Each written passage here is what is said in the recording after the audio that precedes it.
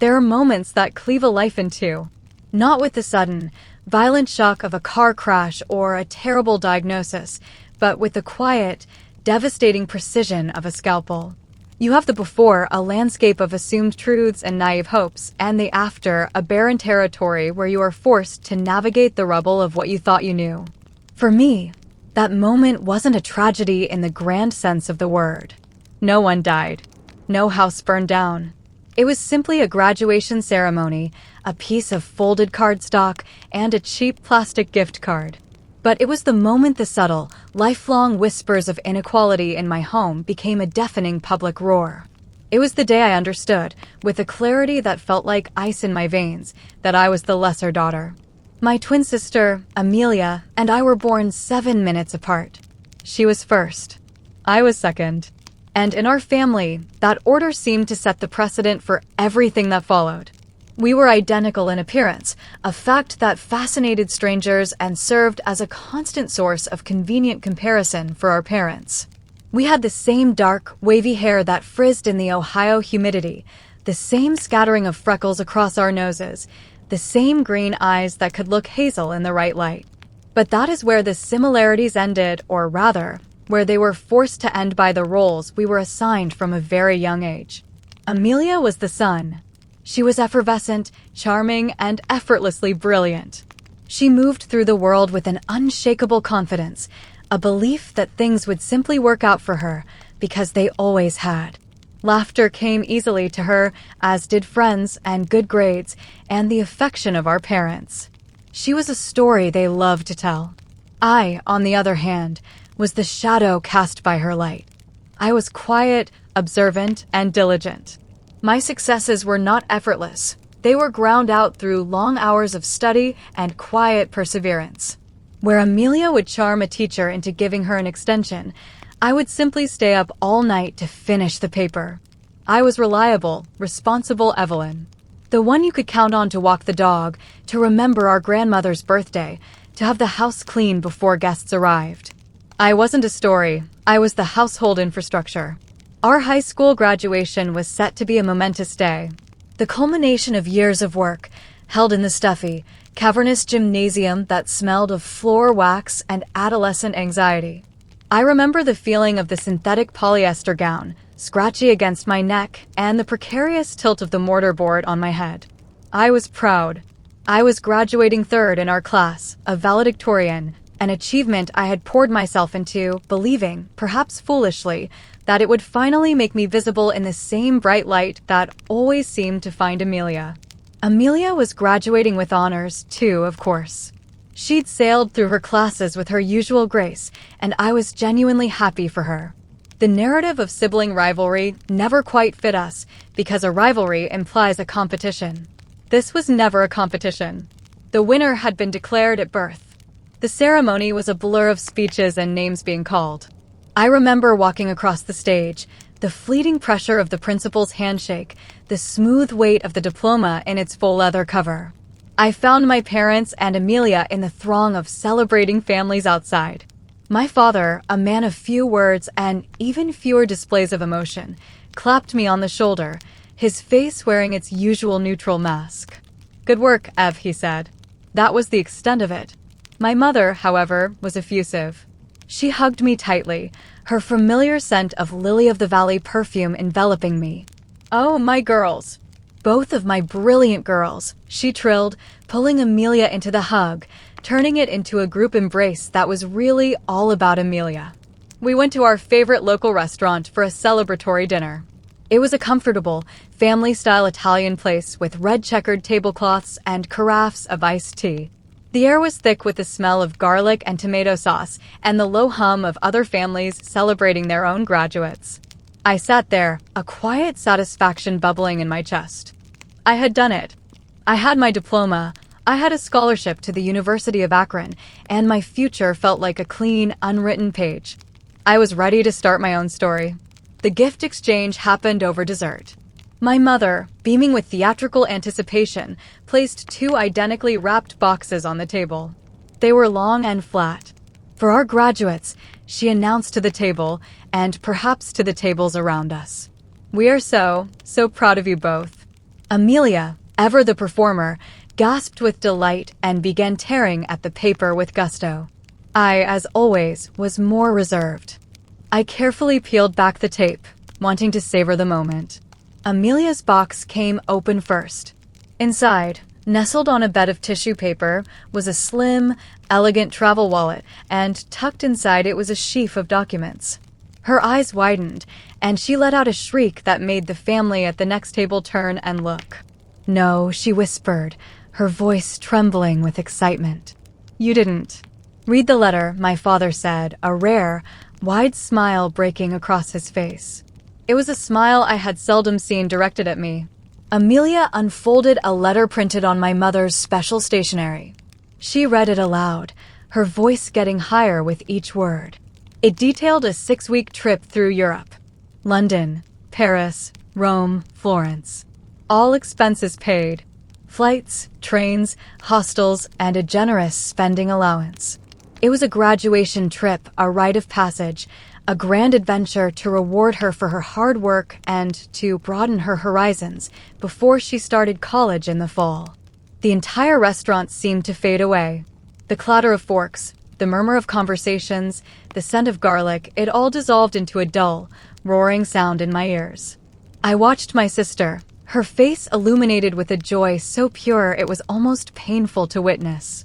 I saw my parents watching her, their faces glowing with a reflected pride and love that was overwhelming.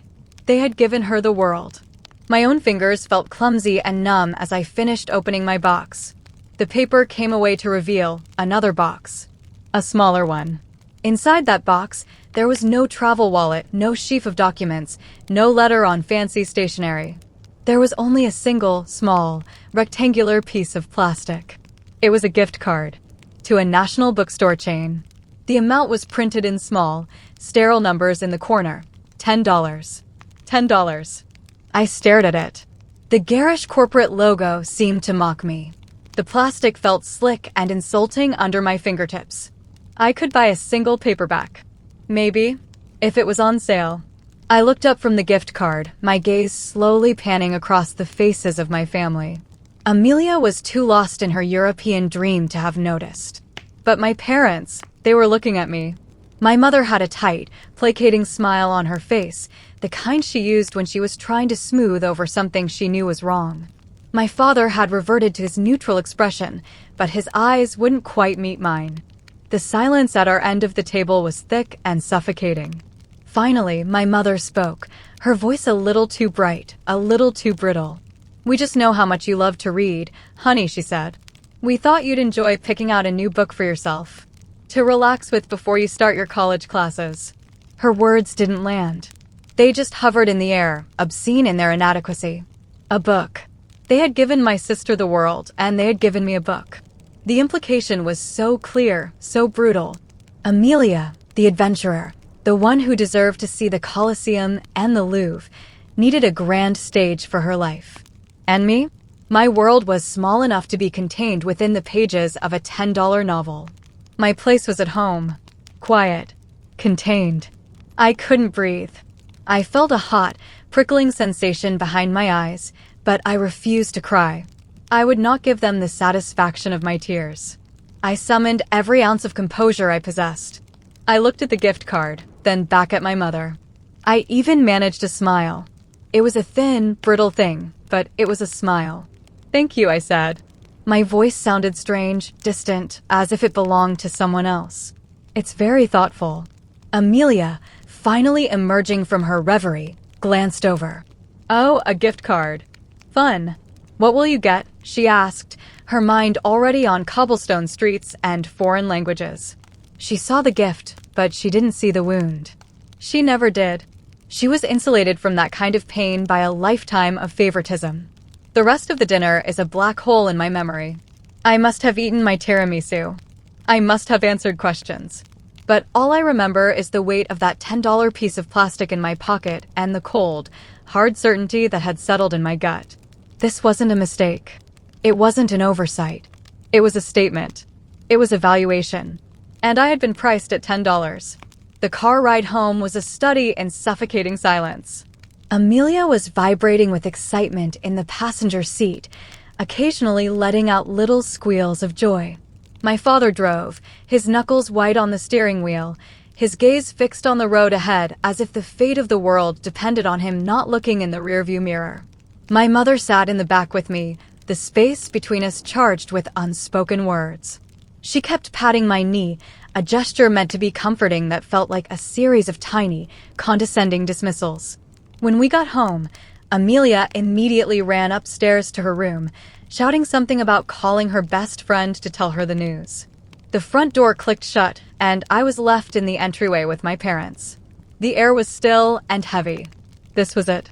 This was the moment for them to say something, to explain, to apologize, to do something to acknowledge the chasm they had just ripped open on the checkered tablecloth of that restaurant. My father started first, clearing his throat. "Now, Evelyn," he began, using the formal tone he reserved for lectures.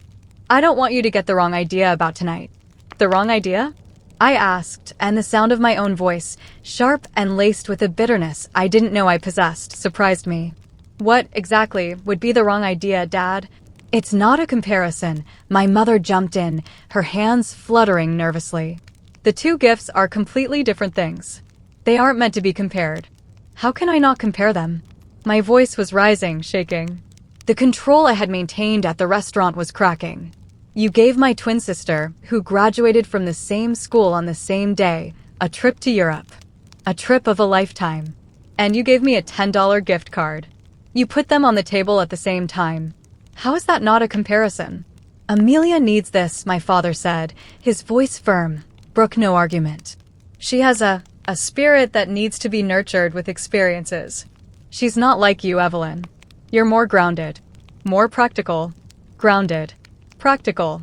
The words were meant as compliments, but they landed like insults. They were the words you used to describe a sturdy piece of furniture. A reliable appliance. I was a domestic object, and Amelia was a work of art that needed to be displayed in the great galleries of the world. So because I'm practical, I deserve less? I shot back, the dam of my composure finally bursting. Because I stayed home and studied while Amelia was out with her friends? Because I got better grades? Because I'm the one who remembers to take out the trash and lock the doors? That makes me less deserving of a celebration? Of an experience? "Don't be dramatic, Evelyn," my mother said, her voice turning sharp.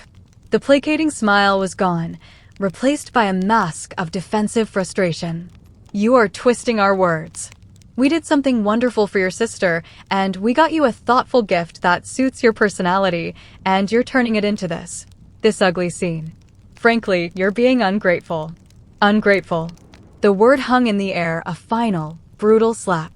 I had spent 18 years trying to earn their approval, trying to be good enough, smart enough, responsible enough. I had swallowed 1,000 tiny slights.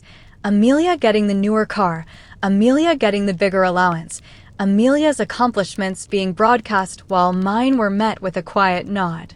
I had accepted it all, telling myself that it was just the way things were, that they loved me just as much. They just showed it differently. But this was different. This was a public declaration, a line drawn in permanent ink.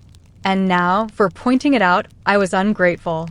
I looked at their faces, my father's stony and resolute, my mother's pinched with irritation. I saw no remorse, no understanding, only a deep, unshakable conviction that they were right. They had made a decision based on their perception of their two daughters, and my pain was an inconvenient, unseemly reaction to their largesse. In that moment, standing in the dim light of our entryway, something inside me broke. It was the part of me that had been striving for their validation. The part that believed if I just tried a little harder, I could earn an equal share of their affection. It shattered, and what was left was a cold, quiet emptiness. I didn't shout anymore. I didn't argue. I simply picked up my diploma from the hall table, where I had set it down. I held the $10 gift card in my other hand. I looked at my father, and then at my mother. "Okay," I said, my voice eerily calm. "I understand." And I did. I understood perfectly. I turned and walked up the stairs to my room, the one that looked out over the quiet, manicured lawns of our suburban Ohio street. I could hear Amelia's muffled, joyous laughter through her bedroom wall. I sat on the edge of my bed and looked at the two objects in my hands. A diploma, representing a future I had worked for, and a gift card, representing the value my own family placed on that future. $10. That night, I didn't cry. Crying felt like a waste of energy.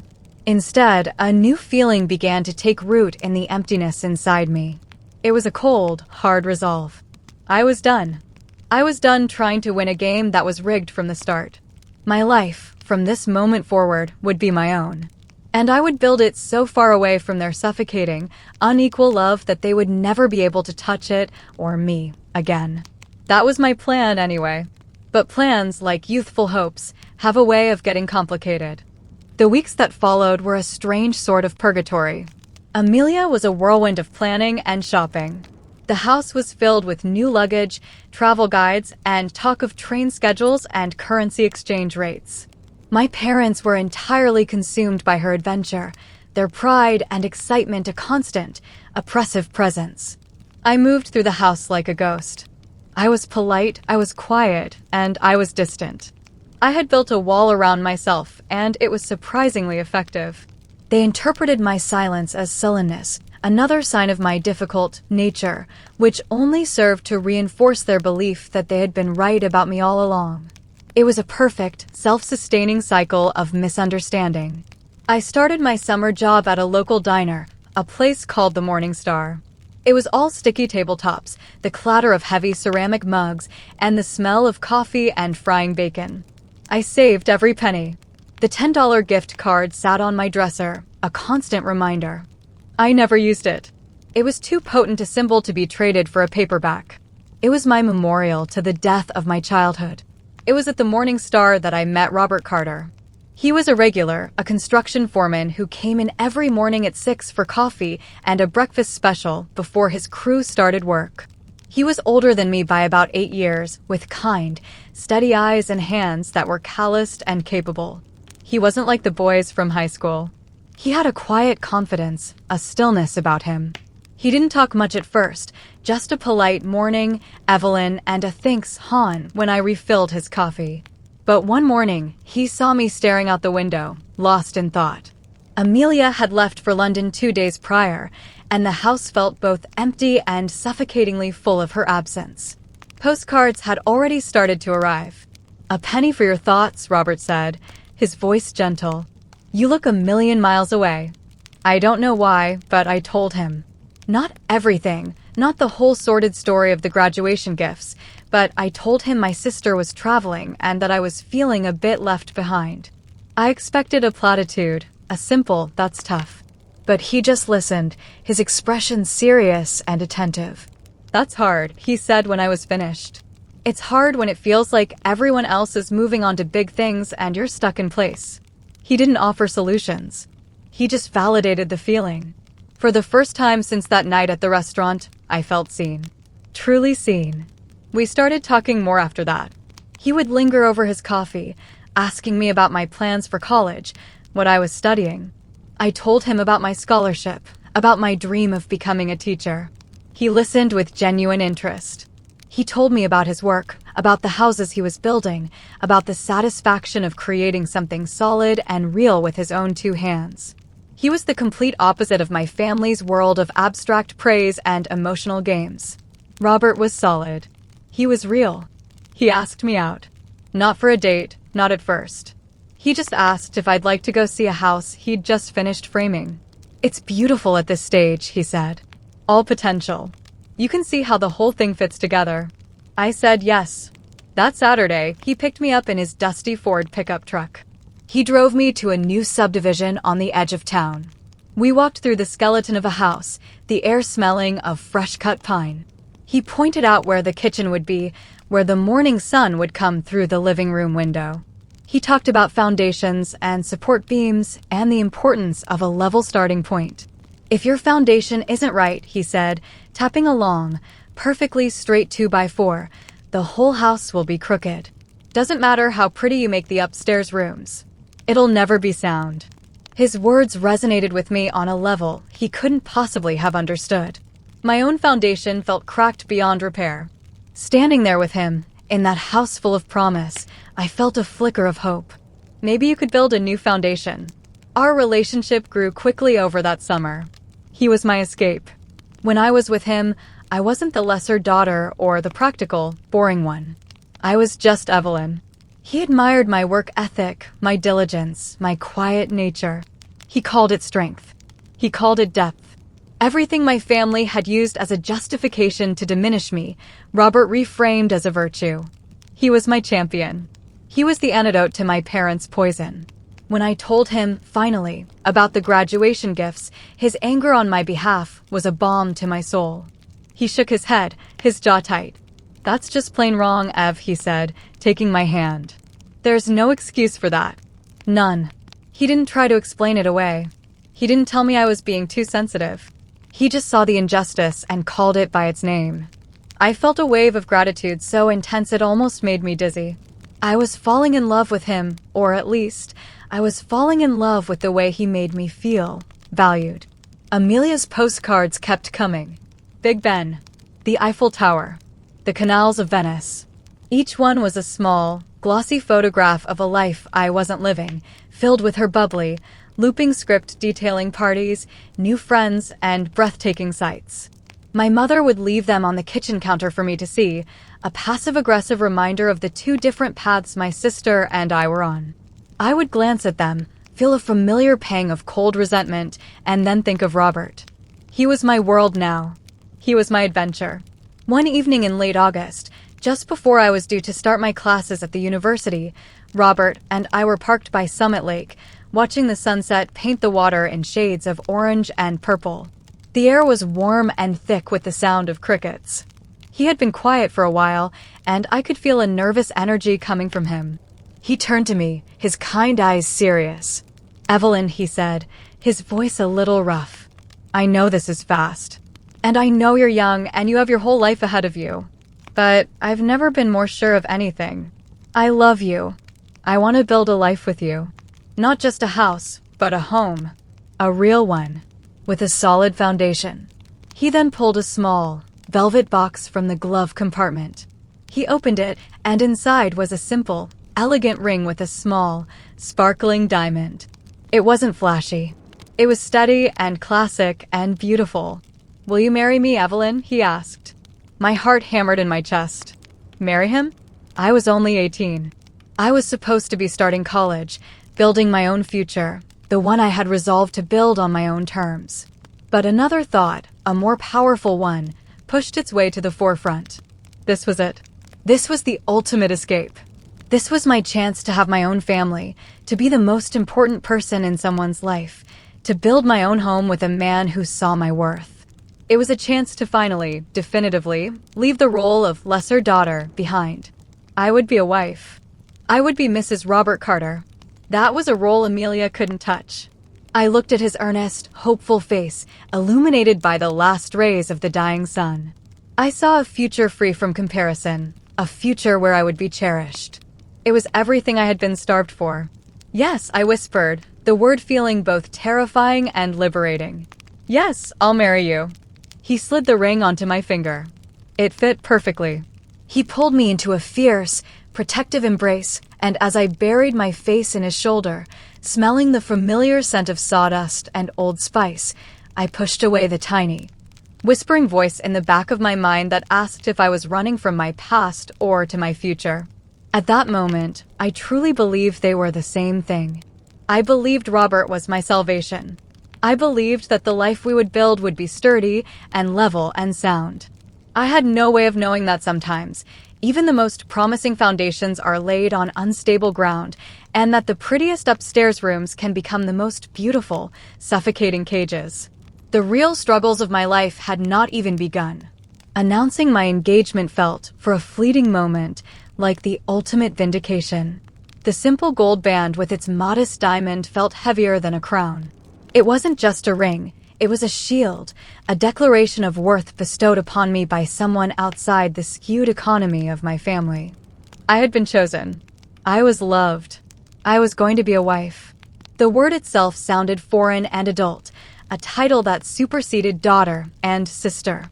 Walking back into my parents' house that evening, with Robert's kiss still warm on my lips and his ring a solid, tangible presence on my finger, I felt armed for the first time in my life. I believed, with the desperate conviction of an escape artist, that I had finally found a way out.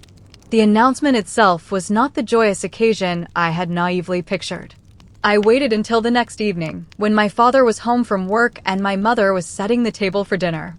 I took a deep breath, held up my left hand, and said the words, "Robert asked me to marry him." And I said yes. The silence that followed was not one of stunned happiness. It was a dense, heavy silence, thick with disapproval. My mother stopped what she was doing, a stack of placemats in her hand. Her eyes darted from my face to the ring and back again, her expression a mixture of shock and something that looked unnervingly like pity. My father, who had been reading the newspaper in his armchair, slowly lowered it. He took off his reading glasses and looked at me over the top of them, his gaze clinical and dissecting. "You're 18 years old, Evelyn," he said, his voice flat and devoid of any warmth. "You've known this man for what, 2 months? And you're going to marry him." "I love him, Dad," I said, my voice sounding smaller than I wanted it to. The shield of the ring already felt thinner. "And he loves me." "Love," my father scoffed, as if the word itself was a childish indulgence. "What do you know about love? You're a child. This isn't a decision based on love. This is a tantrum. This is because of the graduation gift, isn't it? You're trying to punish us." His words hit me like a physical blow. He had taken my one moment of perceived triumph, my one act that felt truly my own, and reduced it to a petty, spiteful reaction. He was recasting my escape as just another scene in their family drama, with me playing the part of the difficult, vengeful daughter. It was a masterclass in invalidation. "This has nothing to do with that," I lied, my cheeks flushing with heat. "This is about my life. My future. With Robert." "And what kind of future is that?" My mother chimed in, finding her voice. It was laced with a tone of strained, feigned concern that I knew all too well. It was her "I'm only saying this because I love you" voice. "He's a construction worker, Evelyn. A nice enough man, I'm sure, but you have a scholarship. You were going to be a teacher. You were going to be the first person in this family to get a university degree. Are you just going to throw all of that away too? What? To play house?" The phrase "play house" was designed to sting, and it did. It infantilized my decision, my relationship, my future. In their eyes, I was merely trading one form of dependence for another, and I was choosing poorly. Amelia was broadening her horizons in Europe, preparing for a brilliant university career, and I was settling for a blue-collar husband in Akron, Ohio. The unspoken comparison hung in the air, as potent as it had been in the restaurant. I was once again choosing the smaller, lesser path. "Robert is a good man," I insisted, my voice trembling. "He's a foreman. He builds houses. He works hard. He takes care of me. Takes care of you?" My father stood up, his presence filling the room. "You're supposed to be learning to take care of yourself. That's what college was for. That scholarship wasn't just a piece of paper, Evelyn. It was your independence. And you're trading it for a man you barely know because your feelings were hurt. It's the single most foolish, short-sighted thing you have ever done." The argument raged for what felt like hours. It wasn't a discussion. It was an indictment. Every point I made was twisted. Every feeling I expressed was dismissed as adolescent histrionics. They weren't worried about me. They were offended by my choice. My decision to marry Robert was a rejection of the future they had envisioned for me, the quiet, practical, academic daughter who would make them proud in her own quiet, practical way. By choosing Robert, I was stepping off their pre-approved path, and they could not abide it. I ended the conversation by walking away. There was no winning. There was no understanding to be had. I went up to my room and closed the door, my hands shaking. I slid the ring off and on my finger, watching it sparkle in the dim light. They thought it was a punishment, an act of spite. And maybe, in a small, dark corner of my heart, it was. But it was so much more than that. It was a lifeline. Robert's love was the only thing that felt real and unconditional in a world of transactional affection. I clung to it, and to him, with a desperate ferocity. Amelia came home a week later. just as the chill of early September was beginning to creep into the Ohio air. She was transformed. It wasn't just her tan or the stylish European clothes she wore. It was an air of casual worldliness she had acquired. She'd had a summer romance with a boy from Australia, learned to order coffee in rudimentary Italian, and could speak for hours about the art in the Uffizi Gallery. Her world had exploded in size and color, while mine had shrunk to the dimensions of a small, velvet ring box. When I told her my news, she was sitting on her bed, surrounded by souvenirs. She looked at my ring, her head tilted with a sort of anthropological curiosity. "Wow, Ev," she said, her voice soft. "That's fast." She didn't sound disapproving, not like our parents. She sounded genuinely perplexed. "But what about school? We were supposed to be roommates in the dorms, remember? We had talked about it for years. Sharing a dorm room, navigating campus life together. Another shared experience that would now be solely hers. I'm not going to be starting this semester," I said, trying to sound casual, as if it were a minor change of plans. "Robert and I want to get married and save up for a proper house. I can always go back to school later." "Oh," she said. It was a small sound, but it was filled with a universe of meaning. It was the O of someone realizing their sibling is now on a completely different planet. She didn't understand. How could she? She had never known the gnawing hunger for validation that had driven me into Robert's arms. She had always been fed at the head of the table. She looked at me, at the sister who was her mirror image, and for the first time, I think she saw a stranger. The chasm that had opened at the graduation dinner had now become a vast, unbridgeable canyon. Robert and I were married 2 months later on a cold, gray Tuesday in November at the Summit County Courthouse. There were no white dresses, no flowers, no crowd of well-wishers. My parents attended, their presence a concession but not a celebration. They stood as witnesses, their faces grim, as if attending a funeral. My mother cried, but they were not tears of joy. Amelia was there, looking uncomfortable and out of place in her university sweatshirt. Robert's parents, kind, simple people who seemed bewildered by the tension, were the only ones who smiled. As the justice of the peace recited the vows, I kept my eyes fixed on Robert. His hand in mine was warm and steady. When he said, "I do," his voice was strong and clear. In that sterile, impersonal room, his certainty was my anchor. I was no longer Evelyn, the lesser daughter of the Thompson family. I was Evelyn Carter. I was a wife. I repeated my own vows, my voice a whisper. I had done it. I had escaped. We moved into a small, 2-bedroom apartment Robert was renting. It was on the 2nd floor of a brick building with squeaky floors and rattling windows, but to me, it was a palace. It was ours. For the first few months, I was ecstatically happy. I threw myself into the role of a homemaker with the same diligence I had once applied to my studies. I learned Robert's favorite meals. I kept the small apartment spotless. I scrubbed and polished and baked, finding a deep, primal satisfaction in creating a perfect, orderly sanctuary for my new husband. I had officially withdrawn from the university, forfeiting my scholarship. Robert had been so persuasive, his logic so seemingly sound. "It's just for a little while, Ev," he'd said, stroking my hair. "We need to be smart with money right now. I'm making good money, but a wedding, a new place, it adds up. Once we have a down payment for a house and we're more settled, you can go back. I promise. Why pay for tuition when you can have me to teach you all you need to know?" He'd said it with a wink, but there was an edge to it I didn't recognize at the time. I convinced myself it was a pragmatic decision, a temporary sacrifice for our shared future. The letter from the university confirming my withdrawal and the forfeiture of my scholarship felt like a door slamming shut somewhere deep inside me, but I ignored the sound. The reality of my new life began to set in slowly, like a creeping frost.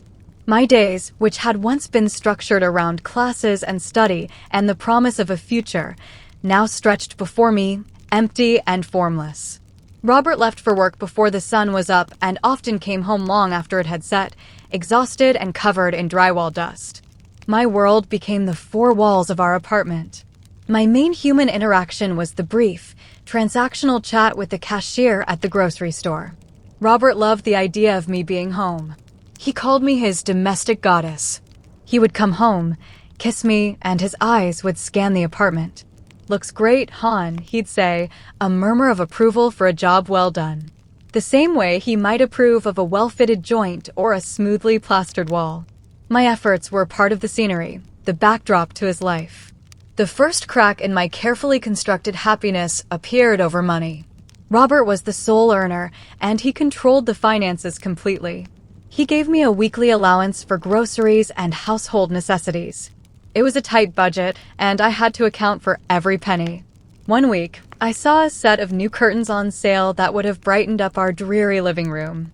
I used some of the grocery money to buy them, planning to make up the difference by being extra frugal the following week. When Robert saw them, he didn't see the cheerful yellow pattern. He saw a deviation from the budget. "What are these?" he asked, his voice tight. "I just thought they would be nice," I said, my stomach twisting. "They were on sale." "Did you ask me?" he said, not looking at me, but at the receipt I had left on the counter. "This was $30, Evelyn. That's $30 that was supposed to go to food. Do you have any idea how hard I work for that $30? "It's okay, I can make it work," I started to say. "That's not the point," he cut me off, his voice rising. "The point is, we have a budget. We have a plan. And you just went and did what you wanted without any regard for it. Without any regard for me." It was the same tone my father had used. The accusation that I was being thoughtless, selfish, impulsive. I felt myself shrink. "I'm sorry," I whispered. "I just wanted to make the place look nice for us. If I want new curtains, I'll tell you," he said, his voice cold and final. "From now on, you stick to the list. No extras." "Understood." I nodded, unable to speak around the lump in my throat. I had been so proud of those curtains. Now, every time I looked at them, I felt a hot flush of shame. The cheerful yellow seemed to mock me. It was the first time I realized that my role was not partner, but employee. And I had just been reprimanded for stepping out of line. The isolation deepened. My high school friends were all away at college, their letters filled with stories of football games, sorority rushes, and challenging new ideas. They were becoming new people. I was becoming a smaller version of the person I used to be. I tried to reconnect with my family, hoping the dust had settled. I invited my parents and Amelia over for dinner one Sunday. I spent 2 days cleaning and cooking, desperate to prove that my life was full and happy. I wanted them to see my perfect apartment, taste my delicious pot roast, and see how in love Robert and I were. I needed their approval, even now. The evening was a disaster. Robert, trying to be a good host, talked about his work, about drywall and insulation and property values. My father looked bored, occasionally asking a pointed question about interest rates that seemed designed to trip Robert up. My mother kept giving me sad, knowing looks as if to say, "See? This is what your life is now." Amelia, home for the weekend, talked about her political science professor and a campus protest she had participated in. Her life was about ideas and movements. Mine was about the tenderness of a pot roast. After they left, the silence in the apartment was deafening. Robert could tell the night had been a failure. "They still don't approve of me, do they?" he said, his jaw set. "It's not you," I said, trying to smooth it over. "They're just difficult." "No, it's me," he said, his voice hard. "They think I'm not good enough for their brilliant daughter. The one who threw away a scholarship to marry me." The words, meant to be a defense of our union, felt like another accusation. My sacrifice was now a weapon he could use, a debt he could call in. "Well, you're my wife now, not their daughter. Maybe it's better if we don't see them so much. It just causes trouble." And so, the wall around me grew higher. He wasn't forbidding me from seeing them. He was just making it clear that it displeased him. It was easier to just stay home. It was easier to keep the peace. My life became a small, closed loop, cleaning, cooking, budgeting, and waiting for Robert. The man who was supposed to be my savior was becoming my gatekeeper. The most profound shift happened inside me. The quiet, observant girl I had been was still there, but she was trapped beneath layers of wifely duty and a desperate need to believe she had made the right choice. I started to police my own thoughts. The flicker of desire to take an evening class, the fleeting wish that I had a friend to call, the pang of regret when I saw a university brochure in the mail. I pushed them all down. To acknowledge them would be to acknowledge the catastrophic mistake I had made. It was too terrifying to contemplate. One evening, I was cleaning out a drawer and I found it, the $10 bookstore gift card. I had tucked it away in my old jewelry box and brought it with me to the apartment, a forgotten relic of a former life. I held the small piece of plastic in my hand. It looked so cheap, so insignificant, but it felt incredibly heavy. It was the catalyst. It was the reason I was here, in this apartment, living this life. I had run so hard and so fast from the insult it represented, and I had run straight into a beautiful, suffocating cage of my own making. I looked around the spotless living room, at the cheerful yellow curtains that were a monument to my shame. Robert would be home soon, expecting dinner, expecting his quiet, content, practical wife. And I would play the part, because the alternative was unthinkable. The foundation Robert had talked about, the one he promised to build with me, felt like it was built directly on top of my own buried dreams. And I was beginning to realize that the house we were living in wasn't a home. It was a tomb. And the person buried inside was me. There isn't a single day when you wake up and decide your life is ruined. It doesn't happen like that. It's a slow erosion, a quiet surrender that occurs in 1,000 imperceptible increments. It's the shoreline giving way to the sea, not in a great, crashing wave, but one grain of sand at a time. For years, I told myself I was happy. I had married the man who saved me, we had a home, and eventually, we had the children I had always longed for. But my happiness was a thin veneer over a spreading rot, and the lie I was living was so consuming that acknowledging it would have meant my own complete annihilation. The small, second-floor apartment gave way, after 5 years, to a modest 3-bedroom ranch house on a cul-de-sac at the edge of Akron. This was the dream Robert had sold me. A yard for the kids we didn't yet have, a garage for his truck, a basement he could turn into a workshop. He had framed and built this house himself, with his crew, working on it after his regular jobs on weekends. I saw it as a monument to his love for me, a physical manifestation of his promise to build us a life. I didn't see, at the time, that he was also building the perfect, custom-designed cage. Every nail he hammered was another bar in the window. Every wall he raised was another boundary I could not cross. Our son, Mark, was born 2 years after we moved in. The moment I held him, a fierce, primal love unlike anything I had ever experienced flooded my entire being. Here, finally, was a person I could love without condition, without history, without a ledger of slights and debts. He was just mine. His tiny, grasping fingers, his milky scent, the absolute trust in his wide, dark eyes, it was a pure and holy thing. For the first time since my wedding day, I felt a genuine, uncomplicated joy. 3 years later, our daughter, Laura, arrived. She was a ray of sunshine, a bubbly, laughing child who charmed everyone she met. With my 2 children, my world felt full. My days were a whirlwind of diapers and scraped knees, lullabies and story times. The deep, aching emptiness inside me was filled, or at least, it was papered over with the beautiful, chaotic wallpaper of motherhood. I poured myself into my children with the same intensity one had once poured into my studies, and then into my role as a newlywed. This, I told myself, was my purpose. This was my masterpiece. But even this pure love became another tool in Robert's arsenal of control. He was a proud father, but his pride was proprietary. He was the provider, the king of his castle, and we were his loyal subjects. My role as a mother, which felt so sacred to me, was, in his eyes, my job. And he was my supervisor. A mother's place is with her children, Evelyn, he would say, whenever I mentioned the idea of taking a part-time job or a night class.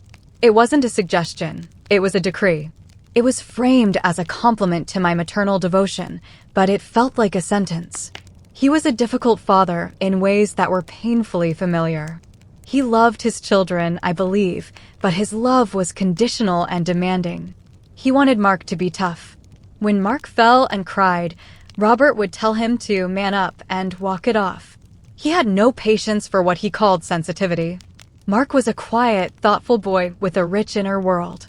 He would spend hours drawing intricate worlds on scraps of paper, his tongue stuck out in concentration. I saw a brilliant spark of creativity in him, a gentle soul.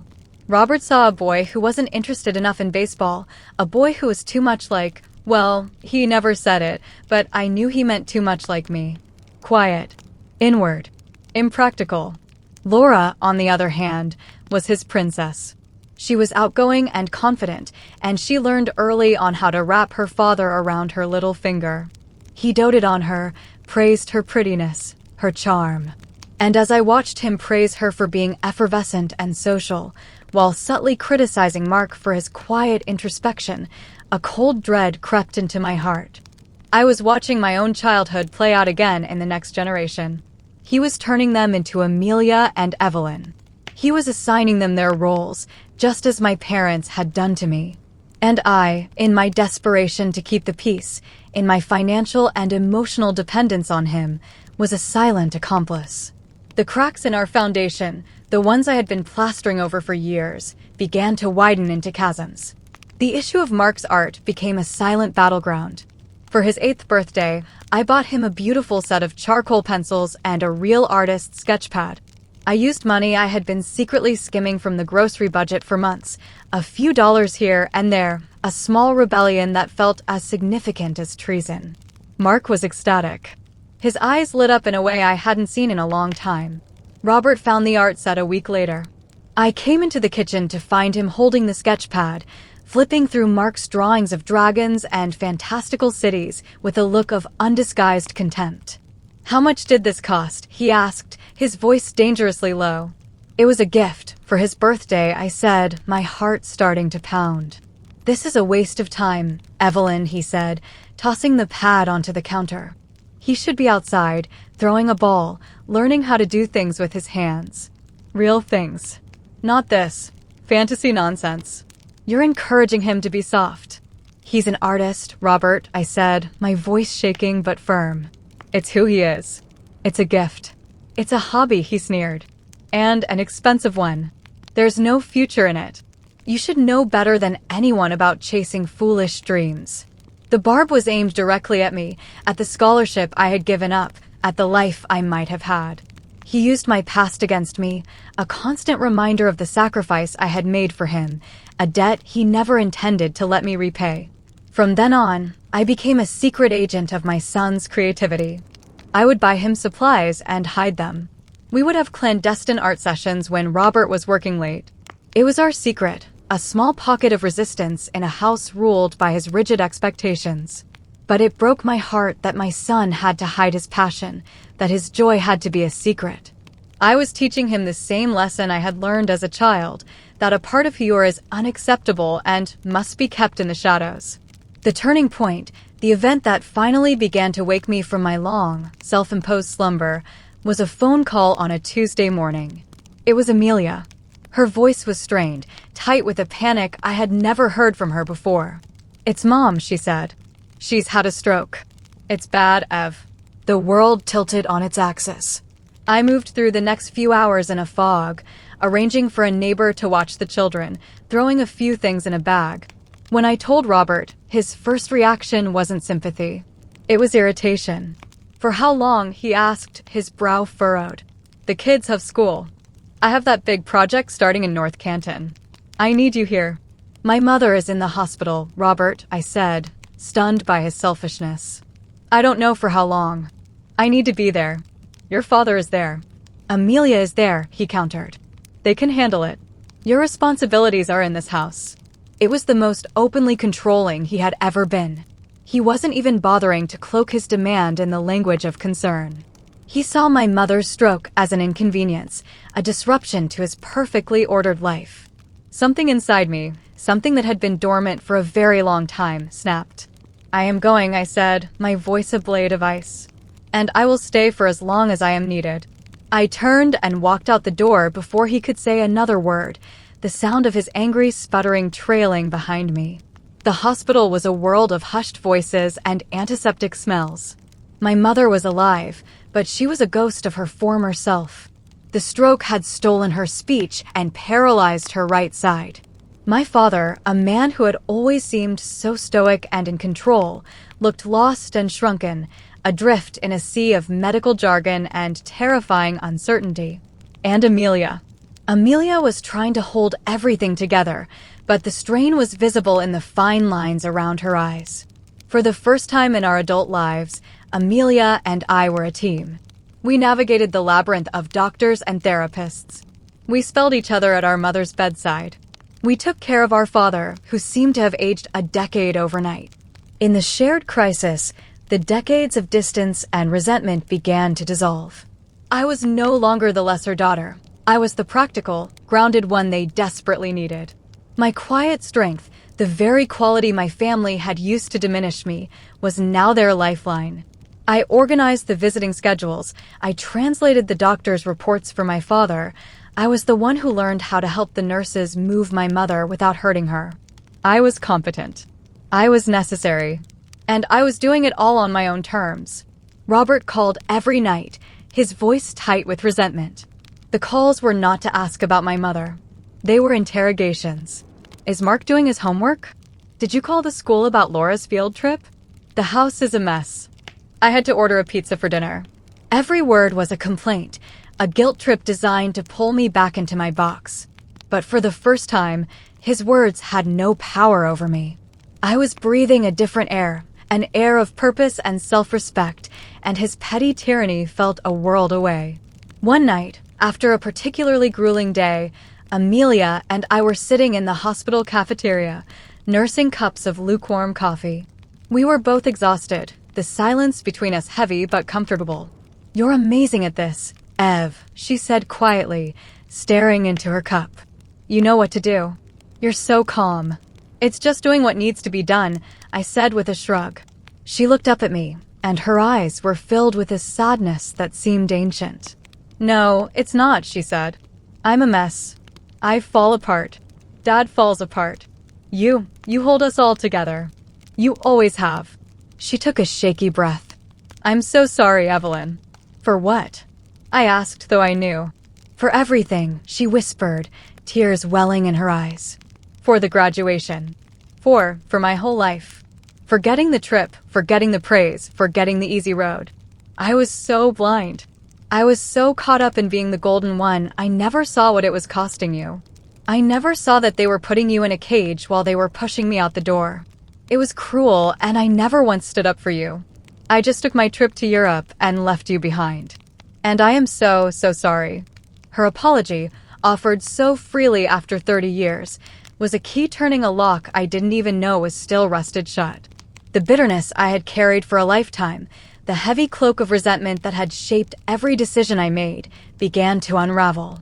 I saw her then, not as my brilliant, favored rival, but as my sister. Another victim of our parents' flawed, damaging love. She had been trapped, too, in the suffocating role of the one who could never fail, the one who had to be extraordinary to be worthy. "It wasn't your fault, Amelia," I said, and I was surprised to find that I meant it. "We were just kids. We were playing the parts they gave us." We sat in silence for a while longer, and then I reached across the table and took her hand. The chasm between us was finally closed. My mother lingered for 6 more months before she passed away peacefully in her sleep. In the weeks after the funeral, Amelia and I had the sad, strange task of sorting through her belongings. It was in a dusty box in the back of her closet, filled with old correspondence, that I found it. It was a letter my mother had written to her sister, my aunt, dated just a few weeks after our graduation. My hands trembled as I read her familiar, looping script. She wrote about the graduation, about how proud she was. And then she wrote about the gifts. "I don't know if we did the right thing, Sarah," she wrote. "Richard and I are so worried about Evelyn. She's so sensitive, so attached to home. We fear she'll never leave, that she's too afraid of the world. We thought the big trip would overwhelm her. So we gave it to Amelia, to give her a push. She's tough, she can handle anything. And we gave Evelyn the small gift, the book token, to show her that we love her quiet, homebound ways. We were trying to protect her, to keep her safe with us. But I saw her face that night. I think we may have broken her heart. I had to sit down. All these years, I had believed it was an act of malice, a declaration that I was worth less. But it wasn't. It was an act of fear. Of their fear. They didn't see my strength. They saw a fragility that wasn't there. They hadn't chained me to the ground out of spite, but because they didn't believe I could fly. It didn't excuse the pain, but it reframed the narrative of my entire life. I wasn't punished for being lesser. I was punished for their lack of faith in me. And in my desperate race to prove them wrong, I had ended up in a life that proved them right. I had stayed small. I had stayed home. I went home to Robert, a different woman. My mother had left a small life insurance policy, naming Amelia and me as equal beneficiaries. It wasn't a fortune, but it was enough. It was a seed. When I told Robert about the money, his eyes lit up with a planner's glee. "That's great, honey," he said. "That's fantastic. We can finally finish the basement.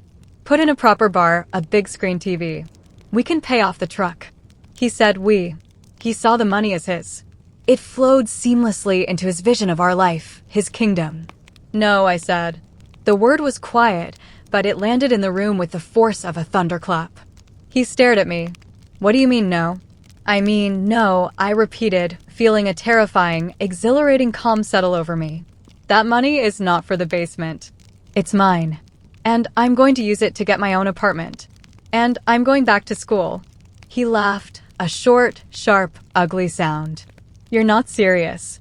After everything I've given you? A house, a family. You'd throw it all away? You have nothing without me, Evelyn. You'd be nothing. You threw your life away for me, remember that." His words, which once would have devastated me, now had the opposite effect. They were liberating. He was right. I had thrown my life away for him, and it was time to pick it up again. I walked into our bedroom, to the old jewelry box on my dresser.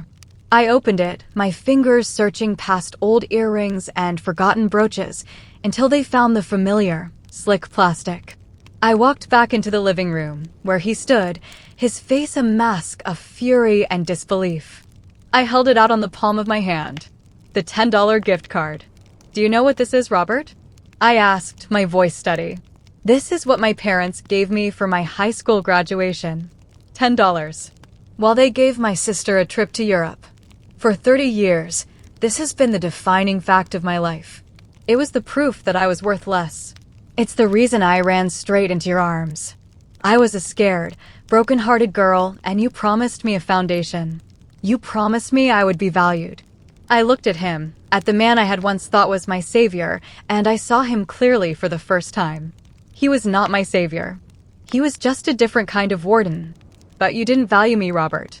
You put a price on me, just like they did. You gave me an allowance. You told me what I was allowed to want, what I was allowed to feel, what I was allowed to be. For 30 years, I have lived in a house you built, on a budget you set, in a life you designed. And I let you.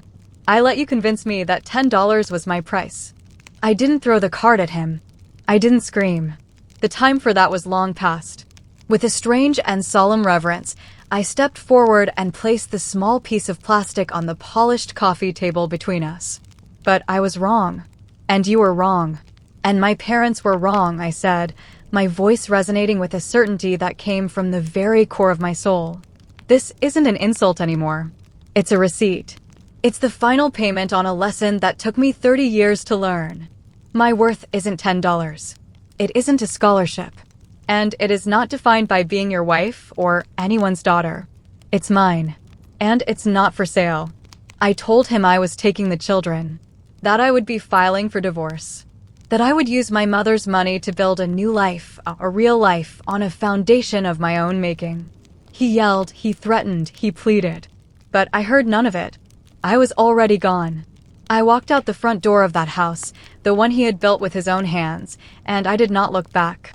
The sun was setting, and the sky was a brilliant, impossible mixture of orange and purple. I was 48 years old. I had 2 children, a small inheritance, and a future that was a complete and terrifying blank. For the first time since I was a girl, I had no idea what was going to happen next. And for the first time in my life, I felt truly, breathtakingly, gloriously free. I wasn't running from anything anymore. I was simply walking forward.